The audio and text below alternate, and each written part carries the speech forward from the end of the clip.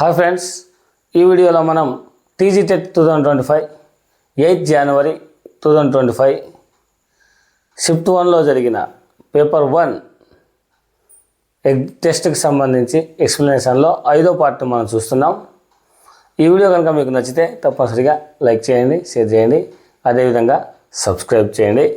అయితే ఇందులో 8వ ప్రాబ్లం కనుక చూస్తే, which of the following measures cannot form a triangle? కింది కొలతలతో ఏది త్రిభుజాన్ని ఏర్పరచదు. Cannot form a triangle. అసలు ట్రయాంగిల్ ఫామ్ కావాలంటే ఏం చేయాలి, ఏం ఉండాలి అంటే, ఒక త్రిభుజంలో 3 భుజాలు ఉంటాయి. ఈ 3 భుజాల్లో ఏ రెండు భుజాలను కలిపినా కూడా 3వ భుజం కంటే ఎక్కువగా ఉండాలి. ఏ రెండు భుజాలను కూడినా కానీ 3వ భుజంకి కంటే ఎక్కువగా ఉండాలి. అలా చూస్తే ఇది 7, 8, 9. ఈ 7, 8 కలిపితే 15 అవుతుంది. ఈ 15 9 కంటే ఎక్కువ కాబట్టి ఇది త్రిభుజాన్ని ఏర్పరుస్తుంది. 8, 8, 8, ఇక్కడ 8, ఇక్కడ 8, ఇక్కడ 8. ఈ 3 8లో ఈ 2 8 16 అవుతుంది. అంటే 16 8 కంటే ఎక్కువ కాబట్టి ఇది కూడా త్రిభుజాన్ని ఏర్పరుస్తుంది. ఇది కనుక చూస్తే 6, 8, 10. 6, 8 14 అవుతుంది. ఈ 14 10 కంటే ఎక్కువ కాబట్టి ఇది కూడా త్రిభుజాన్ని ఏర్పరుస్తుంది. ఇక్కడ చూడండి 3, 6, 3, 3, 3 2 వాలితే 6 అవుతుంది. ఇది కూడా 6 అవుతుంది. ఈ రెండు భుజాలను కలిపిన ఆ 3వ భుజంకి సమానంగానే ఉంటుంది, ఎక్కువ రావట్లేదు. కాబట్టి ఇది త్రిభుజాన్ని ఏర్పరచదు. కాబట్టి ఆన్సర్ ఏమవుతుందంటే ఇది అవుతుంది. సో ఈ విధంగా మనం అంటే మనకు రూల్ ఏం తెలవాలి, త్రిభుజాలు ఏర్పడాలంటే భుజాల యొక్క కొలతలు ఎంత ఉండాలి అంటే, 3 భుజాల్లో ఏ రెండు భుజాల కొలతలను కలిపినా కానీ 3వ భుజం కంటే ఎక్కువగా ఉండాలి. తక్కువగా ఉన్నా ఏర్పరచదు, సమానంగా ఉన్నా ఏర్పరచదు. ఎక్కువగా ఉంటే మాత్రమే ఏర్పరుస్తుంది. ఇది మాత్రం గుర్తుపెట్టుకోవాలి.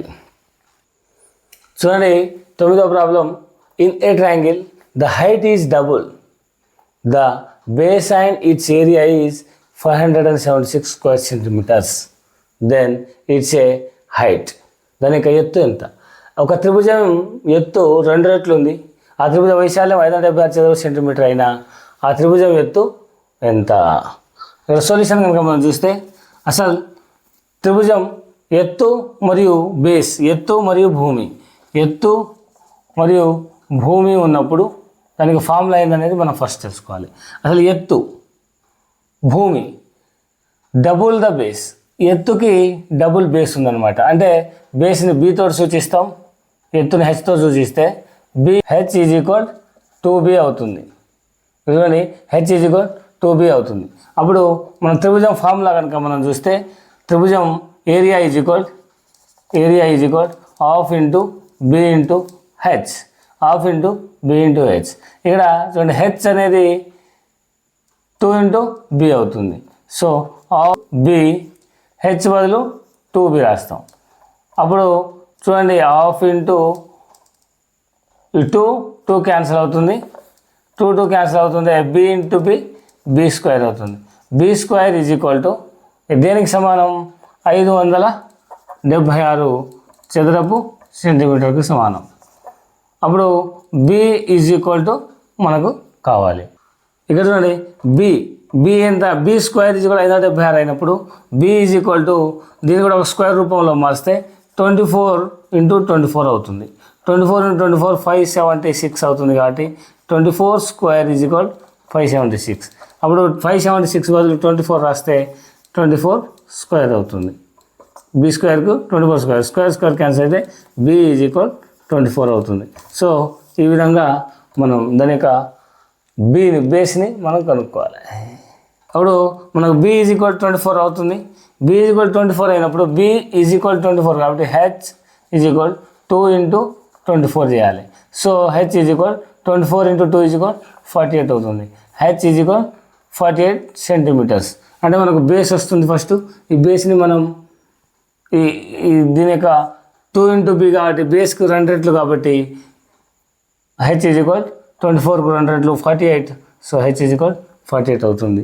సో ఈ విధంగా మనం 9వ లెక్కను మనం చేయవలసి ఉంటుంది. ఫ్రెండ్స్, మనకు 10వ ప్రశ్న. What does the height of the longest bar in the bar graph give? కమ్మి రేఖాచిత్రంలో అతి పొడవైన కమ్మి యొక్క ఎత్తు దేన్ని సూచిస్తుంది? కమ్మి రేఖాచిత్రం అంటే బార్ గ్రాఫ్. బార్ గ్రాఫ్ ఎలా ఉంటుంది అంటే మనకు అంటే దీనికి ఆప్షన్ కానీ 1 మీడియన్ మధ్యగతం, 2 సగటు మీన్, మోడ్ బహుళకం, వ్యాప్తి రేంజ్. ఈ 4 ఆప్షన్లో ఏ దాని కరెక్ట్ అనేది చూడాలి. ఫస్ట్ బార్ గ్రాఫ్ అంటే ఇలా ఉంటుంది.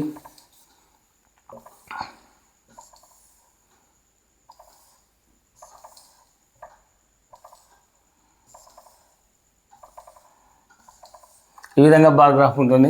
ఈ బార్ గ్రాఫ్లో మనం దేనిని ఎత్తు పెట్టాలంటే మనకు మీడియం మధ్యగతం పెట్టాలన్నా, సగటు మీన్ తీసుకోవాలన్నా, మోడ్ బహుళకం తీసుకోవాలన్నా, వ్యాప్తి రేంజ్ తీసుకోవాలన్నా. అయితే ఫస్ట్ వీటి యొక్క అర్థం తెలుసుకోవాలి. ఫస్ట్ మీడియన్ అంటే ఏంటి? మీడియన్ అంటే ఏంటంటే ఏదైనా ఒక దత్తాంశంలో ఇవ్వబడిన విలువలు, ఆ విలువల్ని మనం క్రమరహితంగా ఉంటవి, వాటిని ఆరోహణ క్రమంలో కానీ అవరోహణ క్రమంలో కానీ మనం అమర్చినప్పుడు మధ్యలో ఏదైతే ఉంటుందో దానిని తీసుకోవడం, దాని వాల్యూని తీసుకోవడాన్ని మనం మధ్యగతం అంటాం. కాబట్టి దీన్ని మనం బార్ గ్రాఫ్లో తీసుకోం. అదేవిధంగా సగటు అంటే ఏంటంటే ఒక దత్తాంశంలో ఆ దత్తాంశంలోని రాసుల మొత్తము మరియు రాసుల సంఖ్యకు మధ్యన నిష్పత్తి లేదా భాగహారమును మనం సగటు అంటాం. కాబట్టి సగటును కూడా మనం కమ్మి రేఖాచిత్రంలో తీసుకోము. అదేవిధంగా మోడ్ అంటే బహుళకం.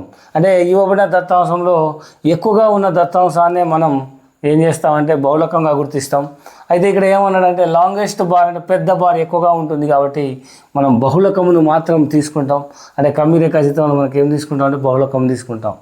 అదేవిధంగా వ్యాప్తి రేంజ్ అంటే ఏంటంటే ఇవ్వబడిన దత్తాంశం యొక్క విలువలు యొక్క కనిష్ట మరియు గరిష్ట విలువల యొక్క వ్యత్యాసము లేదా భేదము లేదా తేడానే మనం వ్యాప్తి అంటాం. కాబట్టి వ్యాప్తిని కూడా తీసుకోము.